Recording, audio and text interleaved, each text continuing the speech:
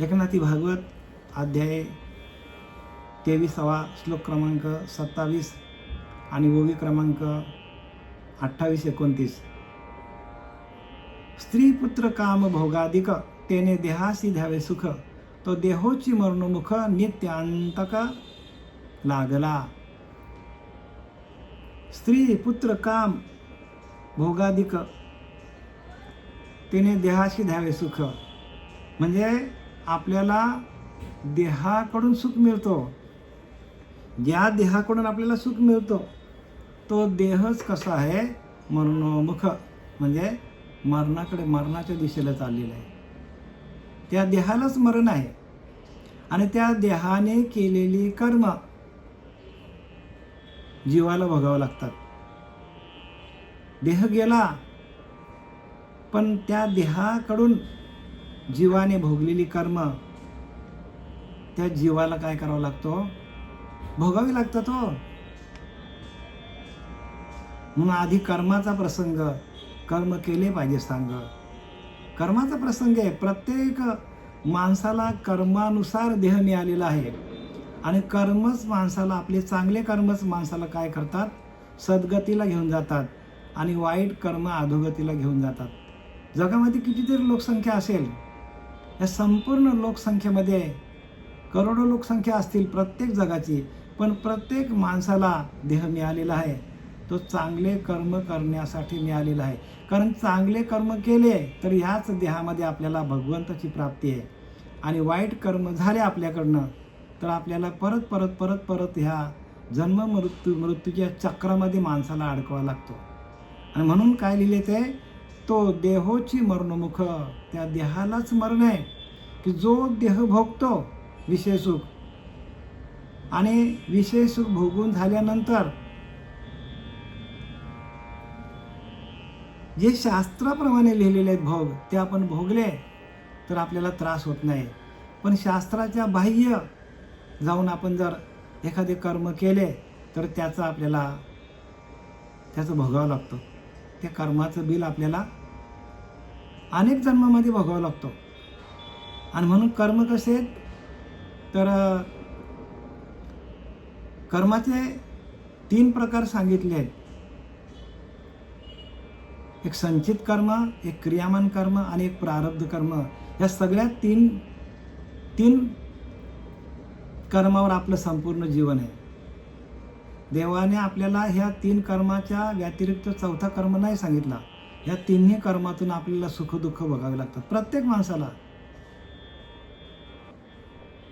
आणि म्हणून सगळे कर्म करता करता कर्म केले की करावे, ध्यान धरले की धरावे आणि पुन्हा पुन्हा विवरावे निरूपण. चांगले कर्म करा, ध्यान धरा आणि निरूपण विवरून काढा, म्हणजे सगळे ग्रंथ वाचून काढा. कर्म केले की करावे, ध्यान धरले की धरावे, पुन्हा पुन्हा विवरावे निरूपण. चांगले कर्म करा, ध्यान करा. जर आपल्याकडनं वाईट कर्म झाला तर आपल्याला ध्यान होणार नाही. आणि वाईट कर्म आपल्याकडनं झाले या देहाकडनं, जीवाकडून, तर आपल्याला ध्यान लागणार नाही. पण आपल्याला ग्रंथ कितीही वाचले तरी त्या ग्रंथांचा अर्थ पण कळणार नाही. मग ग्रंथांचा अर्थ कोणाला कळतो? जो चांगले कर्म करतो, जो ध्यान करतो, त्यालाच या ग्रंथांचा अर्थ कळतो. बाकी ग्रंथांना कोणी हात लावत नाही. त्याचं कारण काय? त्याचं कारण एकच आहे. ग्रंथांना हात न लावणं ह्याला एकच कारण आहे की ते ध्यान करत नाही, परमात्म्याशी एकरूप होत नाही. सर्व संत आले आणि त्या परमात्म्याशी एकरूप झाले. परम असा ईश्वर आहे, त्या परम अशा ईश्वराशी एकरूप झाले आणि एकरूप झाल्यानंतर त्यांनी हे ग्रंथ लिहिले. ते कोणत्याही शाळेत गेले नाही, कुठलाही त्यांनी वेद वाचले नाही, तरी पण त्यांना ग्रंथ लिहिता आले. का? एकच आहे हे तर सर्व भावे, बरं का, सर्व भावे मधला भजले तेच तरले. सर्व भावांनी ज्यांनी मला भजन केलं माझा तेच तरणार आहेत आणि त्यांनाच ह्या ग्रंथाचा अर्थ कळणार आहे. ज्यांनी ध्यान केलं नाही त्याला हे अर्थ नाही कळणार हो. जे काही जगामध्ये चाललेलं आहे ते आत्मज्ञानाला बाजूला फेकून बाकी सगळं कर्म चाललेले आहेत. म्हणून कर्म केल्याचे करावे, ध्यान धरलेचे धरावे आणि विवरलेचे विवरावे पुन्हा पुन्हा निरूपण. परत परत परत परत आपल्याला ऐकायला लागेल. ऐकलेचे ऐकावे, पुन्हा पुन्हा ऐकावे, या नाव निरूपण परत परत ऐकायला लागेल, तरच आपली बुद्धी ठिकाणावर येईल. नाही आपण जर एकदा ऐकलं तर मग परत आपल्या मनामध्ये ते निघून जातो. कारण संत समागम आपल्याला प्रत्यक्ष करता येत नसला तर या निरूपणाच्या माध्यमातून आपण एकत्रच आहोत असं समजून आपण रोजच्या रोज आपण श्रवणाला यायला पाहिजे.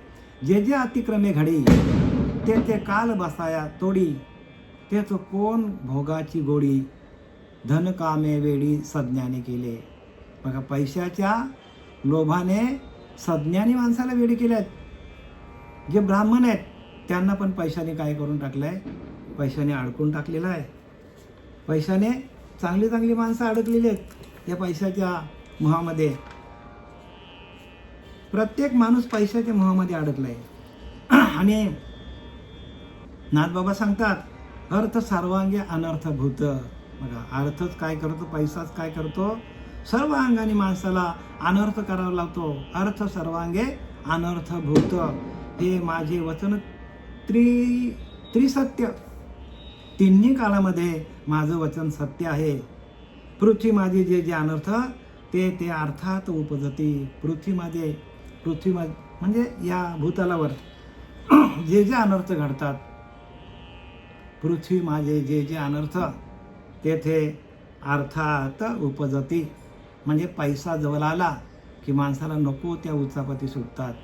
पैशातूनच जास्तीत जास्त लोकांचा पाप होतो. म्हणजे पैसा कसा वापरायचा, कुठं वापरायचा, किती वापरायचा हे कोणालाच काही कळत नाही. काय पैसा आला की माणसाला काय होतो, पैसा आला की त्याची बुद्धी नको त्या वासनेकडे जाते आणि वासनेपोटी जन्म घ्यावा लागे.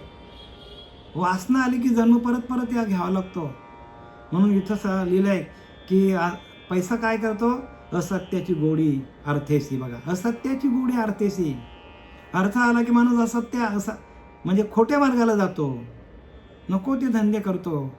म्हणून नाथबाबा सांगतात असत्याची गोडी अर्थेसी.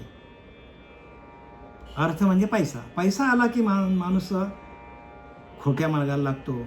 अर्थापाशी असत्य जाणं, आणि खोट्या मार्गाने जास्त माणसाला पैसा मिळतो, खऱ्या मार्गाने तेवढा पैसा मिळत नाही. म्हणून अर्थापाशी असत्य जाणं, ज्यांच्याकडे जेवढा पैसा जास्त आहे तेवढे ते खोटे लोक आहेत. नाथबाबा सांगतात, आम्ही नाही बोलत. अर्थापाशी काम खवळे धनापाशी. बघा, काम खवळे धनापाशी. बघा, मोठे मोठे श्रीमंत लोक काय करतात तर स्वर्ग सुख भोगतात याच जन्मामध्ये. म्हणून नाथबाबा सांगतात काम खवळे धनापाशी. धनापाशीच काम आहे. काम माणसाला काय करतो, धन आला की माणसाला कामाकडे नेतो. आणि काम जोडलाशी धनेशी, तो सदा छळी धनवंताशी. काम जोडलाशी धनाशी, तो सदा छळे धनवंताशी. धनवंतांना काम जास्त जास्त छळतो. म्हणून स्वर्ग नरक या वाटा चोराच्या सांगतात ज्ञानोबा. स्वर्ग पण नाही, नरक पण नाही. इथंच स्वर्ग आहे आणि इथंच नरक आहे. जे जे मोठे मोठे पद आहेत त्या मोठ्या मोठ्या पदातली लोक काय करतात, ते काम वासनेच्या मागे लागतात. पैसा आला की इथंच ते पद आहे, दुसरं कुठं नाही. सगळं इथंच आहे. स्वर्ग इथे, नरक इथे, सगळं इथेच आहे. आनंद इथे, सगळं बरं का. म्हणून स्वर्गीचे अमर इच्छता ती देवा, मृत्यू लोके आम्हा जन्म व्हावा. स्वर्गीचे अमर लोक आहेत, ते इच्छा करतात की आम्हाला मृत्यू लोकांमध्ये जन्म मिळावा. का तर जे संत आहेत, नारायण नामे होऊ जीवनमुक्त. नारायणाच्या नामातून जीवनमुक्त होता येतो. मग तुम्ही नारायणाच्या नामाच्या मागे लागायचा का कामाच्या मागे लागायचा, क्रोधाच्या मागे लागायचा का वासनेच्या मागे, हे तुमच्या हातात आहे. सगळं सूत्र आपल्यापाशी. हे सगळं गुणापाशी गती. बघा, सगुण त्या भाग्यत्री भोगिती, अवगुणी असं दारिद्र्य प्राप्ती, यदर्थी संदेह नाही. बघा, अवगुणी माणसाला दारिद्र्य प्राप्त आहे. सगळं आपल्या जवळ बरं का. या नरदेहाला येऊन आपण सांगा, नरदेह निधान जोडले, नरदेह जोडले आणि परमार्थिक बुद्धी विसरले, ते कैसे म्हणावे भले आत्महत्या लिहिले. नरदेह जोडून पारमार्थिक बुद्धी आपण विसरतो. आपण प्रपंचामध्ये अडकतो. कोणी काम वासनेमध्ये, कोणी लोभामध्ये, कोणी क्रोधामध्ये, कोणी दंभामध्ये, कोणी संशयामध्ये. अनेक प्रकारचे दुःख या 6 विषयामध्ये आहेत. हे षड्रिप आहेत. ते माणसाला छळतात हो. आणि म्हणून नाथबाबा लिहितात, जे जे अतिक्रमे घडी ते काळू वैसा तोडी. बघा, एक एक पल आपण काय करतो तर मृत्यूशी नाता जोडतो आपण. एक एक पल. अरे जी घडी राम नामावे न गेली, जणी आपली ते तू हानी केली. एक बघा ना, तुम्ही आम्ही काय सगळे तेच येतो. सगळं आपण करतो प्रपंचातल्या एकदम नीटनेटका संसार करतो. अगदी घर आपला टकाटक साफ करतो आपण. हॉल काय, आपला किचन काय, सगळं आपण टकाटक साफ करतो. पण आपला आतमध्ये असलेला तो अंतरीचा अंतरात्मा, बरं का, त्या आतमध्ये आहे आपला तो अंतरीचा अंतरात्मा. त्याचा आपण विचार करत नाही. तो घर आपण स्वच्छ करत नाही. अंगण साफ करतो, सगळं साफ करतो, पण आपला घर कधी आपण साफ करणार? मग आपला घर आपल्याकडनं साफ होत नाही, ह्याची आपल्याला खंत वाटली पाहिजे.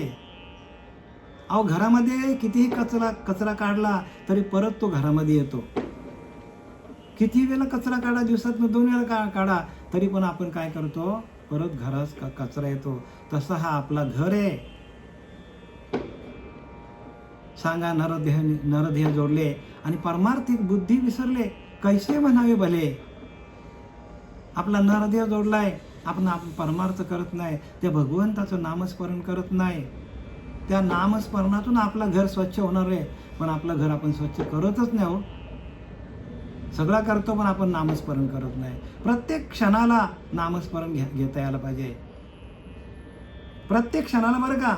मग नाथबाबा काय म्हणतात बघा, नाथबाबा काय म्हणतात की हरी बोला देता, हरी बोला घेता, हसता खेळता हरी बोला. बघा, संसारात मध्ये देवाणघेवाण करताना पण हरी बोला सांगतात. आपण कुठे आहोत संसारामध्ये? संसारात मध्येच आहोत आपण. हरीच्या नामामध्ये कुठे आहोत? हरी बोला गाता, हरी बोला खाता, सर्व कार्य करता हरी बोला. सगळं करताना हरी बोला. फक्त हरीच काय करतो? आपल्या दुःखाचं निवारण करतो.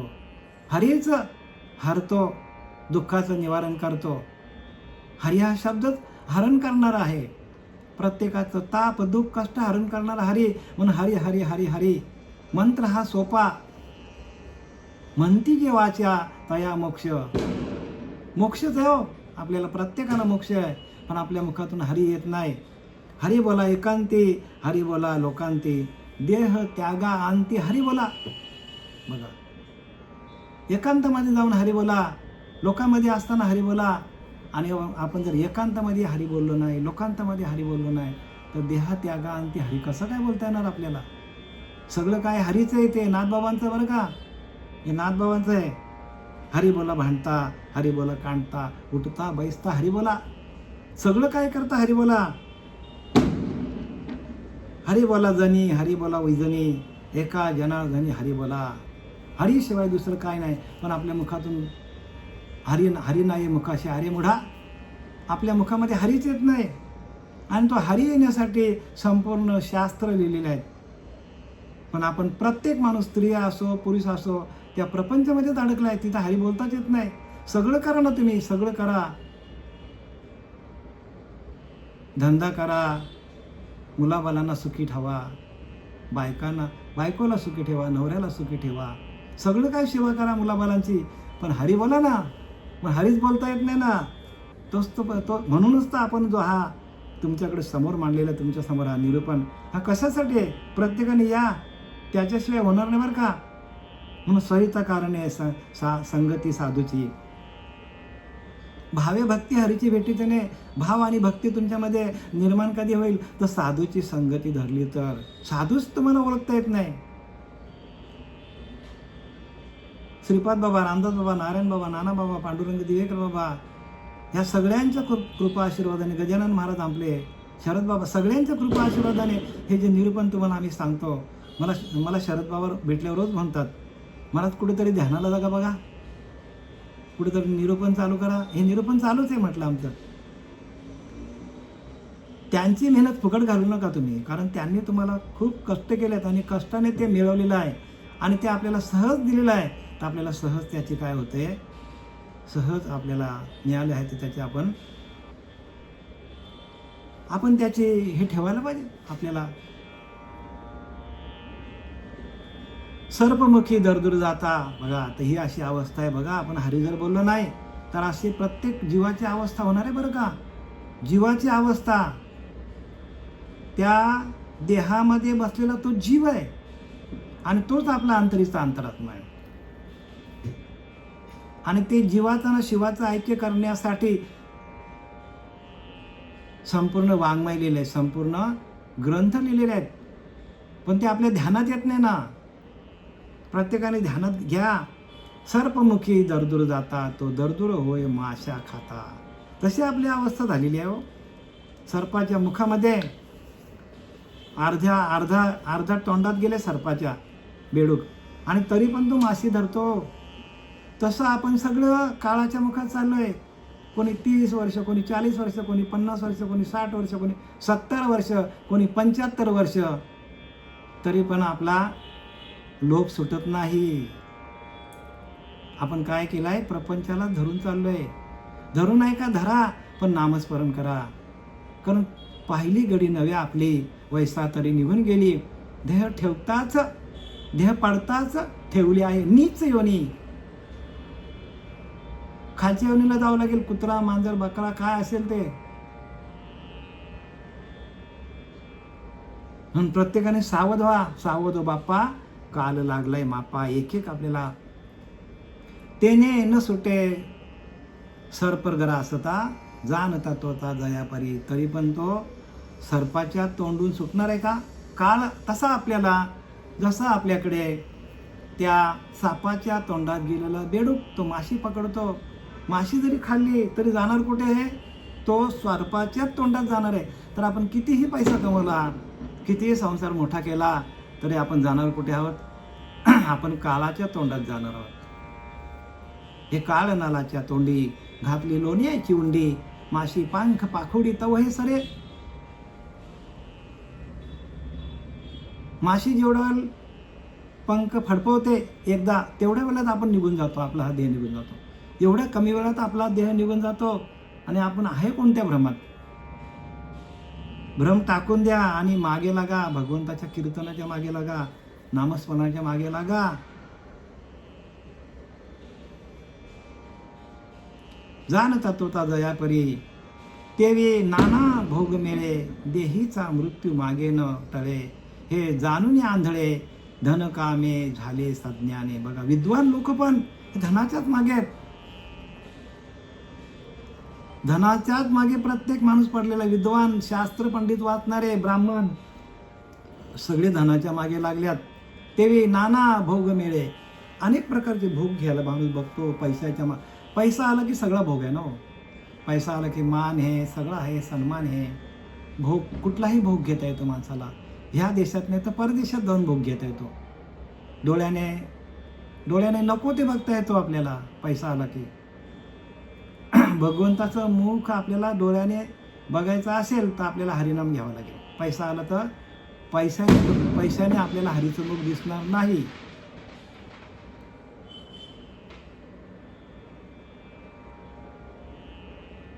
मग ते कशाने मिळेल आपल्याला? डोळ्याचं सुख कशाने मिळेल? नामस्मरणातून हो. भगवंताचा आपल्याला वेळ लागलं पाहिजे. गोविंदू गोविंदू मना लागली या छंदू, मग गोविंद ते काया, भेद नाही देवातया. बघा गोविंद गोविंद सातत्याने म्हणा ना तुम्ही. निरंतर नामस्मरण करा. नामस्मरणातून सगळं होणार आहे. एक नाम आपल्या भक्तीतून वजा केला तर भक्ती आपल्याला अधोगतीला नेईल. तेवे नाना भोग मिळे, देहीचा मृत्यू मागे न टळे. किती पण चांगलं खाल्लं, चांगले भोग घेतले, तरी आपला मृत्यू काय आपल्याला सोडवता येणार, मृत्यू आपल्याला टाळता येणार नाही. म्हणून प्रत्येकाने मृत्यूला घाबरा हो. सगळं टाकून जावं लागेल. म्हणून साधूच्या संगती हरिजोडी. साधूच्या संगतीमध्ये आपल्याला हरी जोडता येईल. आणि साधूची संग सुटली का आपण गेलो. असे कितीतरी लोक आमच्याकडे येऊन गेले आणि आमचे संघ सोडले आणि आता आम्ही बघतो असेच भटकत फिरतात. पण साधू ओळखता येत नाही त्यांना. सगळेच प्रपंचामध्ये अडकल्यात. जरा बाहेर निघा. करू नका अशातली वार्ता नाही, पण वेळेवरती या. वेळेच्या 10 मिनिटं अगोदर या ना. काय फरक पडणार आपल्याला. चांगलं ऐकायला मिळतो ना. जेणे बघा जेणे आपला हित आहे त्या ठिकाणी आपण सर्व आपला आयुष्य वेचून आपण तिथे राहायला पाहिजे. सगळे संसारातली भूक आपण टाकून या 1 तासासाठी आपल्याला इथे यायला पाहिजे. 1 तासासाठी सगळं विसरायला पाहिजे आपण. बायका, मुलं, धन, दौलत, सगळा प्रॉपर्टी जे काय असतील ते 1 तासामध्ये आपण काय करायला पाहिजे. 1 तासामध्ये सगळं कव्हर आहे आपला पूर्ण दिवसाचा. 1 तास आपण मोबाईलला चार्जिंग केले की नाही, ते दिवसभर आपल्याला काम देतो की नाही, तसं ह्या मोबाईलला, आपल्या देहरूपी मोबाईलला आपण 1 तास जर निरूपण ऐकलं. सद्गुरूंचंच आहे ना, का वेडावाकडं आहे. श्रीगुरूंचं निरूपण आहे. हे त्यांच्या आज्ञेतून आलेले हे सगळे शब्द आहेत. सद्गुरूंच्या आज्ञेतून आलेले निरूपण आहे. या आज्ञेशी प्रथम वंदावे आणि हरिभक्तीशी सादर व्हावे. बघा, हीच भक्ती आपली. आणि ही भक्ती आपण टाकून नुसतं आपण ध्यान केलं तर ते सुख मिळणार नाही. ध्यान करा, मी नाही म्हणत नाही, पण त्याच्या जोडीला आपल्याला उपदेश पण पाहिजे, ग्रंथांचं वाचन पण पाहिजे. आणि म्हणून प्रत्येकाने सावध व्हा या ठिकाणी. हे जाणून आंधळे धन कामे झाले सज्ञान. बघा, अज्ञानी लोक पण हे सगळं जाणतात तरी पण पैशाच्या मागे पळतात. नाथबाबा म्हणतात की तरी पैशाच्या मागे पळतात. बोला,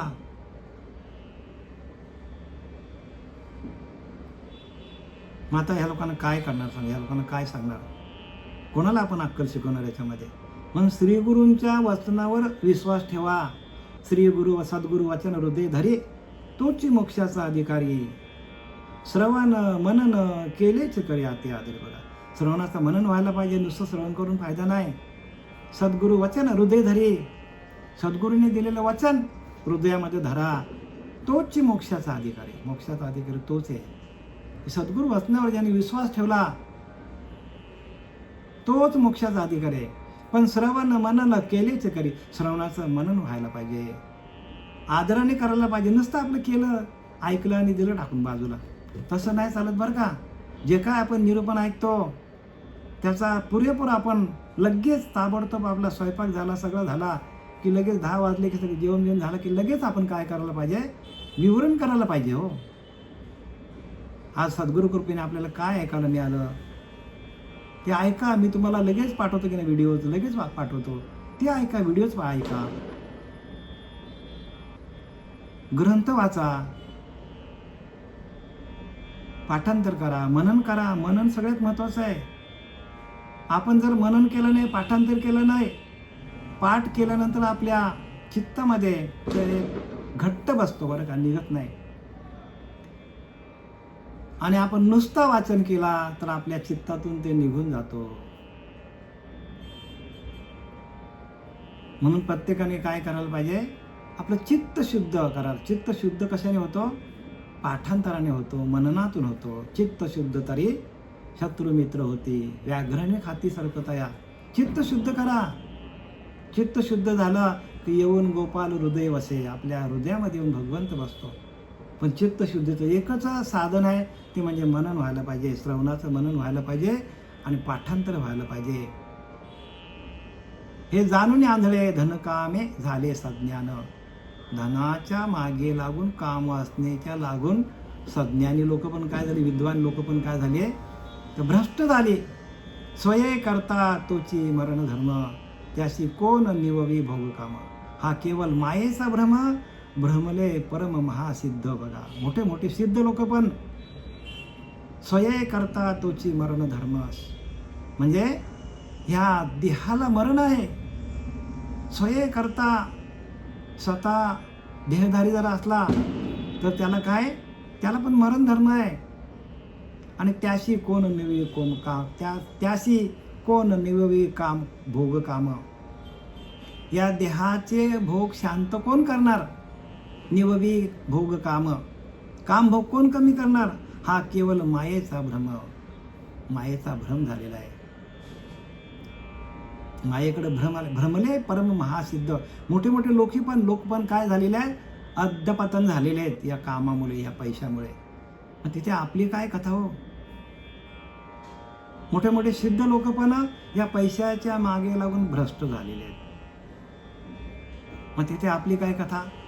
धने होईल परलोक, धने होईल परलोक, तोची भोगू दुःखदायक. भोग क्षये कर्म मूर्ख, येती देख अधपाता. धने होईल परलोक. द्रव्याने यज्ञ करता येतात आणि काय करतात? यज्ञ करून ते स्वर्ग सुखाला जातात. पण ज्ञानोबा सांगतात, तया पुण्याची पावटी सरे, इंद्रपणाची उटी उतरे, मग सवेची येती माघारे मृत्यू लोकी. जैसे वेश्या भोगे कवडावेचे, मग दारहीन चेपू सके तियेचे. तैसे लाजीरवाने दीक्षितांचे काय म्हणून सांगो. ज्ञानोबा सांगतात, काय सांगतात? की वेश्या भोगे कवडावेचे किंवा तया पुण्याची पावटी सरे, म्हणजे आपल्याकडनं पुण्यक्षय झाला, पुण्य निघून गेला. इंद्रपणाची उटी उतरे, इंद्रपणाची म्हणजे स्वर्गलोकातून जरी तो इंद्र असला तरी पण त्याला खाली यावा लागतो. का? तर आपलं पुण्य संपलं. सरिता संचिताचे शेष, नाही क्षणाचा अवकाश, भरता न भरता निमिष जावे लागे. बघा काय सांगतात? जर आपला शिल्लक संपली, सरिता संचिताचे शेष म्हणजे पुण्य संपला, नाही क्षणाचा अवकाश, एक क्षण पण आपण थांबू शकत नाही. ते मरावं लागेल, आपल्याला मरावं लागेल हो. आपला पुण्य म्हणून आपला सगळं चाललेलं आहे. आपल्याकडे किती पैसा असला आणि आपल्याकडलं पुण्य संपलं तर मरावं लागेल. म्हणून पुण्य आपलं साठवून ठेवता यायला पाहिजे. आणि पुण्य कशाने साठवून ठेवता येतो? तर भगवंताच्या नामस्मरणातून. हरिमुखे म्हणा, हरिमुखे म्हणा, पुण्याची गणना कोण करी. सगळं लिहून ठेवलं संतांनी, पण आपली बुद्धी ती काम करत नाही हो. आपण कशामध्ये अडकलोय? करा ना तुम्ही, सगळं संसार करा, यथायोग्य संसार करा, प्रपंच नेटका करा, पण प्रपंचामध्ये राहून परमार्थ करता येतो. आणि म्हणून संत आपल्या मागे लागल्यात. प्रपंच साधूनी परमार्थ करीशी, त्याने तू सुखी होशी. प्रपंच टाकूनी परमार्थ करीशी, त्याने तू दुःखी कष्टी होशी. प्रपंच टाकूनी परमार्थ केला, परमार्थ टाकूनी प्रपंच केला, परमार्थ टाकूनी प्रपंच करशी, त्याने तू यमयातना भोगीशी. बघा, अंती दुःखी कष्टी होशी यमयातना भोगिता. म्हणून प्रपंच परमार्थ चालवाल तरी तुम्ही विवेकी हो. प्रपंच आणि परमार्थ दोन्ही पण करता यायला पाहिजे, तर तुमच्याकडे विवेक आहे. आणि आता तो धनलोभी ब्राह्मण, उज्जैनी नगरातील कंजूस ब्राह्मण, आता शेवटीला सांगतो की बाबा रे, आता मी सगळं माझं गेलं, बरं झालं, माझं धन गेलं, सगळं माझ्याकडनं गेला आणि मला माझ्यावर भगवंतानेच कृपा केली. बरं झालं धन गेलं. काय सांगता? बरं झालं धन गेलं. तुकोबारे सांगतात की बरे झाले देवा, दिवाले निघाले. बरे झाले देवा, निघाले दिवाले, बरे या दुष्काळी पीडा केले. बघा तुकोबारे पण सांगतात. प्रत्येक संतांनी हेच लिहिलंय. अहो याचीच कथा काय? तुकोबारे सांगतात, ज्ञानोबारे, प्रत्येक संत हेच सांगतात. बरे झाले देवा, निघाले दिवाले, बरे या दुष्काळे पीडा केले. अनुतापे तुझे राहिले चिंतन. बघा अनुताप झाला म्हणून भगवंता तुझं नामस्मरण केलं, झाला हा वमन संसार. बघा संसार उलटीसारखा वाटायला लागला. तुकोबारे सांगतात संसार उलटीसारखा वाटला पाहिजे माणसाला. झाला हा वमन संसार. बरे झाले देवा, बाईल कर्कशा. तुकोबारा सांगतो बरे झाली माझी बाई कर्कशा होती. बघा बरी ही दुर्दशा जनामध्ये, माझी जनामध्ये दुर्दशा झाली, बरं झालं. तसं सगळं काय जे काय होतं ते बरं होतं. सगळं काय होतं ते आपल्यासाठी होतं. तसं हा कोण सांगायला लागला? तसा हा धनलोभी कंजूस ब्राह्मण सांगायला लागला की देवा बरं झालं, जे काय होतं ते बरं होतं, देवच करतो. सकळ करणे जगदीशाचे, कवित्व काय माणसाचे. सगळं करणारा भगवंत आहे, सकळ करणे जगदीशाचे, कवित्व काय माणसाचे, आयशा अप्रमाण बोलण्याचे काय वेचे. सगळं करतो तो भगवंत करतो, आपण काहीही करत नाही. आपल्याला सुख दुःख जे काय ते आपल्या कर्माप्रमाणे येतात, आणि आपल्या कर्माप्रमाणे जर आपल्याला दुःख आले तरी पण दुःखामध्ये आपल्याला भगवंताची भक्ती होते. दुःखच वाटायला आले नाही तर भक्ती होत का? म्हणून भगवंत दुःख सुख दुःख काय आहेत, या नाण्याच्या दोन बाजू आहेत. सुख दुःख काय नाण्याच्या दोन बाजू आहेत. ह्या दोन्ही बाजू आपल्याला ह्या नरदेहाला येऊन आपल्याला बघायला मिळतात. मग सुख असेल तर माणूस भगवंताचं नामस्मरण करत नाही, दुःख आलं तर माणसाचं भगवंताचं नाम. म्हणून राम प्रत्यक्ष भगवंत असताना 14 वर्ष वनवास सांगितलं, आणि बघा बरं झालं. नाही तर मी म्हणतो रामच राहिला असतो, पण श्रीराम झालो. संतांना एवढे ताप दुःख कष्ट भोगावे लागतात, ह्याला कारण एकच आहे की त्यांनी ताप दुःख कष्ट भोगल्यानंतर ते भगवंताशी एकरूप होतात आणि भगवत स्वरूप होतात. तसं आपल्याला पण जेवढे आपल्याला वाट्याला दुःख येणार देहाला, तेवढं आपण भगवंताचं नामस्मरण करणार. आणि म्हणून नामस्मरणे निरंतर त्याची जाणावे पुण्य शरीर. बघा समर्थ सांगतात, निरंतर नामस्मरण जर राहिलं तर ते पुण्यवान शरीर आपलं. नाना दुःखाचे गिरीवर नामस्मरणे नासते. मोठे मोठे दुःखाचे डोंगर असतील तर ते नामस्मरणातून भस्म होतील, भस्म. ज्ञानोबा सांगतात, नाम संकीर्तन साधन पाय सोपे, जळतील पापे. हो, अनेक प्रमाणात संतांनी बरोबर लिहून ठेवलंय, पण आपण गैरहजर नामाच्या ठिकाणी. करिता भाग्य काम्य कर्म, पुढती मरण पुढती जन्म. काय पुढती मरण पुढती जन्म. धने होईल परलोक, तोही भोगू दुःखदायक. 33 ओळी काय सांगतो की धने होईल परलोक, तोही भोगू दुःखदायक. भोगक्षय कर्म सुख, येते देख अर्ध पाता.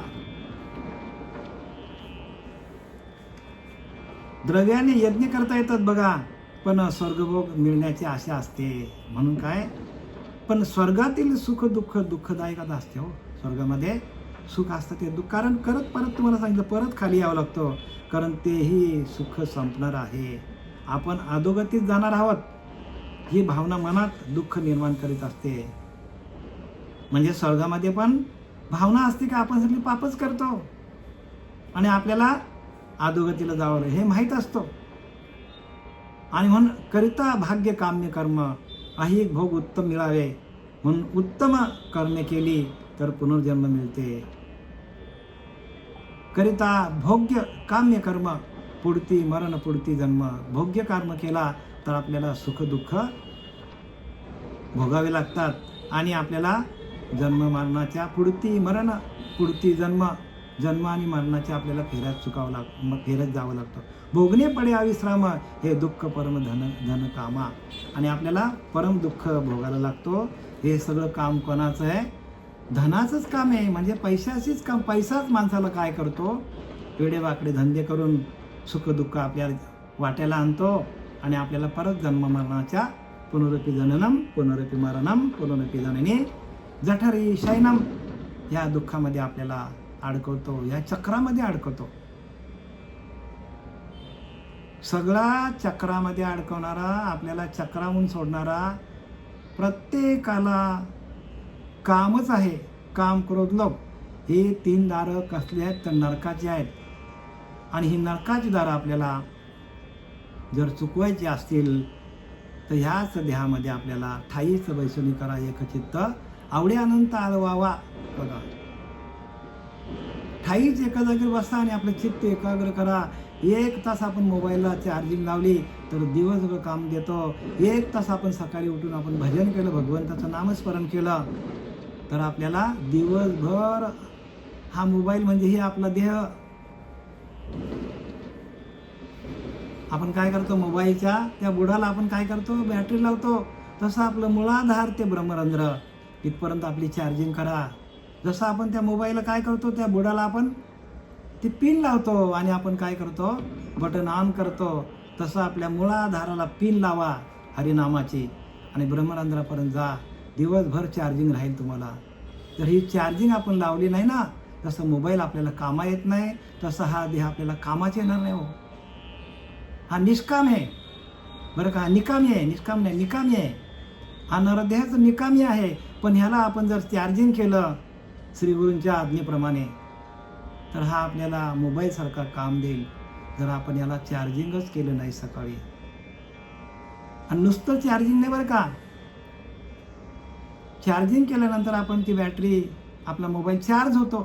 केलेला मोबाईल चार्ज झाल्यानंतर त्याच्यामध्ये, त्या मोबाईलमध्ये आपण काय बघायचं हे आपल्या हातात आहे.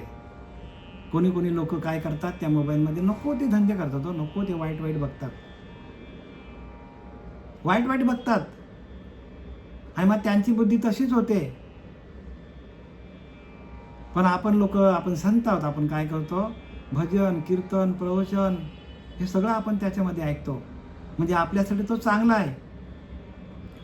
आणि आपण संत असून जर हाच मोबाईल, हा देहरूपी मोबाईल जर आपण नको तिकडे वापरला, तर मग काय होईल बघा. आता ज्याने त्याने विचार करा, मग काय होईल, आपल्याकडे वाईट विचार येतील, आणि आलेले वाईट विचार आपल्याला अधोगतीला घेऊन जातील. पण सकाळीच आपण जर भगवंताचं चिंतन केलं, तर दिवसभर भगवंत आपल्या आतमध्येच राहील. अखंड चिंतन विठोबाचं, अखंड चिंतन विठोबाचं राहील. नाहीतर अखंड चिंतन संसाराचंच राहील या ध्यामध्ये, चार्जिंग केली नाही तर.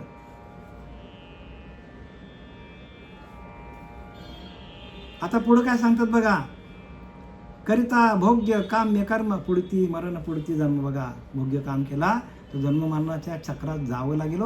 भोगणे पड्या विश्राम, हे दुःख परम धन कामा, हे परम दुःख आहे. आणि ते कुठे आहे, धनाच्याच ठिकाणी काम उत्पन्न होतो, धनाच्याच ठिकाणी.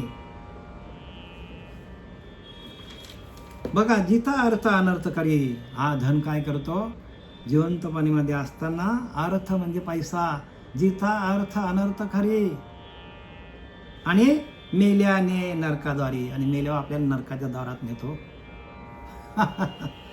बघा, नाथबाबांनी किती स्पष्ट सांगितलं की जिथा अर्थ अनर्थ करी, जिथा जिवंतपणे असताना पैसाच अनर्थ करतो, पैसाच माणसाला वाईट धंदे करायला लावतो, पैसाच माणसाला मारामारी करायला लावतो, पैसाच माणसाला काम, क्रोध, लोभ या तिन्हीमध्ये अडकवतो. दंभ, संशय, चिंता, सगळीकडे पैसाच काय करतो. आणि म्हणून तर एवढे सगळे, हा 23वा अध्याय, जवळजवळ म्हणतं 20-30 श्लोक नाथबाबांनी याच्यामध्ये विश्लेषण दिलं. भिक्षुगीत याला काय म्हणतात, भिक्षुगीत म्हणजे हा उज्जैनी नगरीचा जो ब्राह्मण आहे, कंजूस ब्राह्मण, त्याची कथा आहे. आणि तो शेवटीला काय होतो, कसा होतो, त्याची अवस्था तशी आपली अवस्था होणार आहे. आणि मग शेवटीला काय करतो, जिथं अर्थ अनर्थ करी, आणि मेल्याने नरकाद्वारी. पैसा काय करतो, जिवंतपणीमध्ये असतानाच अनर्थ घडतात माणसाकडनं, नको ते धंदे घडतात, नको ती बुद्धिमत्ता होऊन जाते माणसाची, आणि मेल्याने नरकाद्वारी, मेल्यावर नरकाच्या दारामध्ये नेतो, नरकात ढकलतो माणसाला पैसा. एवढा पैसा वाईट आहे, एवढा पैसा वाईट आहे की नंतर माणसाला काय करतो, नरकात नेतो तो. उत्तम देहाशी बोहरी, बघा, उत्तम देहाशी बोहरी अर्थ करी ते ऐक, आणि उत्तम देहाशी बोहरी अर्थ करी ते ऐक. आणि देहाला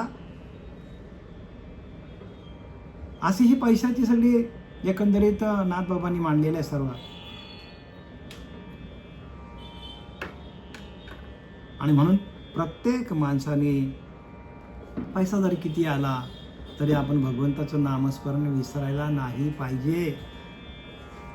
हे मदचे पासून झाले परंतु म्या नाही केले, ऐसे जने जाणितले तो सुटला का. ज्ञानोबाऱ्या सांगतात हे मदचे पासून झाले. हा पैसा मी नाही कमवला, माझ्याकडं जो काही परमात्मा होता त्या परमात्म्याने मला दिलेली देणगी आहे. ऐका, धनकामाशी निज सुख, धन कामाशी निज सुख सर्वात मना नाही देख, मी हे ऐसाची होतो मूर्ख, निज भाग्य देख धन गेले. बघा काय सांगतात, शेवटीला आहे कंटाळलेलं बघा ब्राह्मण. तो सांगतो नगरीचा ब्राह्मण जो आहे तो कंजूस ब्राह्मण, आणि त्याची कथा नाथबाबा आपल्याला सांगतात. धन कामाशी निज सुख. बघा धन आणि कामाशी निज सुख असं वाटलं होतं त्याला. धनातून काय होतो, कामाचा सुख, कामना आपल्याला माणसाला काय करत होतो, आपली कामना भागवता येतो, काम विषय आपल्याला भागवता येतो. निज सुख सर्वात मना नाही देख. काय सांगतात, सर्वात मना नाही देख, मी ही ऐसाचे होतो मूर्ख, निज भाग्य देख धन गेले. आणि माझ्याकडे असंच खूप पैसा होता, मी जातीवंत ब्राह्मण होतो, पण जातीवंत ब्राह्मण असताना मी कंजूस होतो. माझ्या येणाऱ्या पैशातून लोकांचं अजिबात भलं केलं नाही, भगवंताचं नामस्मरणही केलं नाही. आणि त्याच्यामुळे काय झालं, माझ्यावर सगळं भगवंतानी आपत्ती ओढून आणली. पैसा होता, धन होता, बायका होती, मुलं होतं, सगळं गेला. आणि भगवंतानी मोठं काय आणलं, वादळ आणलं. त्या वादळामध्ये संपूर्ण घरच माझं गेलं, काहीच ठेवलं नाही माझ्याकडं. असं जोपर्यंत माणसाकडे आहे तोपर्यंत माणसाने काय करायला पाहिजे, भगवंताची पूजा करायला पाहिजे. भगवंताचं नामस्मरण हेच तुम्हाला तारू शकतो. आणि हे लोकांच्या लक्षात येत नाही. लोकांना वाटतं हाय तरुण तर घ्या मजा करून, असं नाही होत. भगवंताचं नामस्मरणच प्रत्येक माणसाला, प्रत्येक जीवाला या मृत्यू लोकातून बाहेर काढू शकतो. नाही तर प्रत्येक माणूस अडकलेला आहे. मृत्यू म्हणजे सवेची सार, नाही मारणाशी उधार, माफी लागले शरीर घडी न घडी, नित्य काळाची संगती, न कळे होणाराची गती. नित्य काळाची नित्य आपल्या मागे काळ लागलेला आहे. एक एक पळ आपण काळाच्या तोंडात प्रत्येक माणूस, प्रत्येक जीव चाललेला आहे. पण भगवंताचं नामस्मरण आपल्या मुखामध्ये येत नाही तोपर्यंत भगवंताचं लक्ष आपल्याकडे नाही आहे. आणि भगवंत काय करतो, आपल्यावर जे काही संकट आणतो ते आपल्या चांगल्यासाठी आणतो. सर्वसामान्य माणसं ज्यांच्याकडे नामस्मरण नाही, ज्याच्याकडे नाम नाही, जो ध्यान करत नाही, मग त्याला पश्चाताप होतो. तो म्हणतो भगवंत माझ्याच मागे लागेल. असं नाही. भगवंत ज्या वेळेला आपल्यावर कोप करतो, कोपिष्ट होतो, आपल्यावर अनेक प्रकारचे संकट आणतो, त्यावेळेला आपण समजायला पाहिजे की भगवंताचं नामस्मरण आपल्या मुखामध्ये नाही आहे म्हणून आपल्यावर संकट येतात. ऐसे ज्याने जाणितले तो सुटला गा, असं ज्याने जाणलं तो सुटेल. आणि ज्याचं भगवंताच्या नामामध्ये चित्त नाही, फक्त संसार एके संसार, संसार जुने संसार, म्हणजे प्रपंच एके प्रपंच आणि प्रपंच जुने प्रपंच, असा ज्याचा स्वभाव झालेला आहे, त्याला भगवंताच्या नामाची गोडी लागत नाही. म्हणून प्रत्येकाने काय करायला पाहिजे, गुरुला शरण जायला पाहिजे. गुरु जावेल या वाटा, येऊन विवेके तीर्थ तटा, धुनी मलकटा बुद्धीचा तेने. गुरु काय करतात, आपल्या बुद्धीवर आलेला मलकट म्हणजे मल विक्षेप आवरण धुवून टाकतात आणि आपल्या आतमध्ये असलेला जीवाचं शिवाशी ऐक्य करून देतात. जीव शिव ऐक्य करी, तो सद्गुरू सांगितलाय. तसा सद्गुरू जोपर्यंत आपल्या जीवनात येत नाही, जीवाशिवाचं ऐक्य करून होत नाही, तोपर्यंत आपल्याकडे विवेक नाही, वैराग्य नाही. आणि विवेक वैराग्य दोन्ही प्रवेशले हृदयभवनी, विषय वासना निरसुनी, जीव सोहमपणे वरती हो, आपोआपच माणसाचं नामस्मरण चालू होतं. जीव सोहमपणे वरती म्हणजे त्या हरिनामातून काय होतो, जीव सातत्याने नामस्मरण करतो. पण विवेक आणि वैराग्य पाहिजे. तुम्ही जर कितीही नामस्मरण केलं आणि आपल्यावर संकट आले नाही तर विवेक आपल्याकडे येणार नाही, वैराग्य आपल्याकडे येणार नाही. आणि विवेक वैराग्य हे दोन काय आहेत, दोनच आपल्याला या मृत्यू लोकातून आपल्याला तारणार आहे. आपण कितीही भजन केलं तरी ते विवेक आणि वैराग्य येत नाही. पण ज्या वेळेला माणसाला अनेक प्रकारची संकट येतात, अनेक प्रकारचे बरं का, म्हणजे त्रिविध तापे पडला, संसार दुखे दुखावला, तोच एक अधिकारी झाला परमार्थाशी. आधी भौतिक आध्यात्मिक आधी त्रिविध तापे पडला, संसार दुखे दुखावला, संसारामध्ये ज्याला ताप दुःख कष्ट आले तोच एक अधिकारी झाला, तोच परमार्थ करू शकतो. अन्यथा परमार्थ एवढी सोपी वस्तू नाही आहे. आपण एखाद्याला ध्यान करायला सांगितलं तरी त्याला ध्यान लागत नाही का, तर त्याच्यावर प्रसंग येत नाही ना हो. म्हणून प्रसंग यायला पाहिजे माणसावर. ज्या वेळेला आपल्यावर प्रसंग येतात त्यावेळेला आपण समजायचं की भगवंताने आपल्यावर कृपा केलेली आहे. हा जो भिक्षुक आहे, हा जो ब्राह्मण आहे, तो तेच सांगतो की धन कामाशी निजसुख सर्वात मना नाही देख. मी ऐसाच होतो, मूर्ख होतो मी पण. निज भाग्य देख धन गेले. बघा एवढं मी माझ्याकडे सगळं काही वैभव होतं, पण सगळंच्या सगळं गेलं, काहीच राहिलं नाही. आणि भगवंतानी चांगलं केलं का, तर मला त्या परमात्म्याने मला काय केलं, भगवंताकडे कसं जायचं, भगवंताशी एकरूप काय कसं व्हायचं, ही वाट मला कोणी दाखवली, तर भगवंतानेच दाखवली. आगा सूर्योदय झालिया, सूर्यचे फावा धनंजया, माते मी या जाणवाय मीच हेतू. ज्ञानोबा सांगतात ना, बघा आगा सूर्योदय झालिया, सूर्यचे फावा धनंजया, माते मी या जाणवाय मीच हेतू. ज्ञानोबा सांगतात सूर्योदय उगवला तर सूर्याच्या प्रकाशातच आपल्याला सूर्य बघता येतो. जैसे माते मी या जाणवाय मीच हेतू. बघा मला जाणण्यासाठी मीच कारणीभूत आहे, मीच सगळ्यांच्या हृदयामध्ये राहतो आणि सगळ्यांना मार्गदर्शन करतो, असं भगवंत सांगतो. भगवंतच प्रत्येकाच्या हृदयामध्ये आहे आणि भगवंतच माणसाला मार्ग दाखवतो. आपला इथे काय नाही बरं का, आपला इथे काहीच नाही. सगळं काय केलं आहे, हे ब्रह्मांड आहे, हे मृत्यूलोक आहे, संपूर्ण त्याने घडवलं आहे. म्हणून चाले हे शरीर कोणाचे असत्य, कोण बोलवित हरिना, ऐकवी देखवी एक नारायण, तयाचे भजन चुकू नका. त्याचं भजन नका चुकू. सातत्याने भजन करा आणि वेळेवरती काय करा, वेळेच्या आधी आलं तरी चालेल. प्रत्येकाने श्रवणाला या. जया नाही श्रवण स्वार्थ, ते कैसा परमार्थ, मागे केले ती तुके व्यर्थ श्रवणे विना. श्रवण भक्ती नसेल तर जे भक्ती करणार ती फुकट जाणार. झालेली शिवाय आपले सच्चिदानंद श्रीपाद बाबा, रामदास बाबा, नारायण बाबा, पांडुरंग देवेकर बाबा, नाना बाबा यांच्या चरणी समर्पित करतात.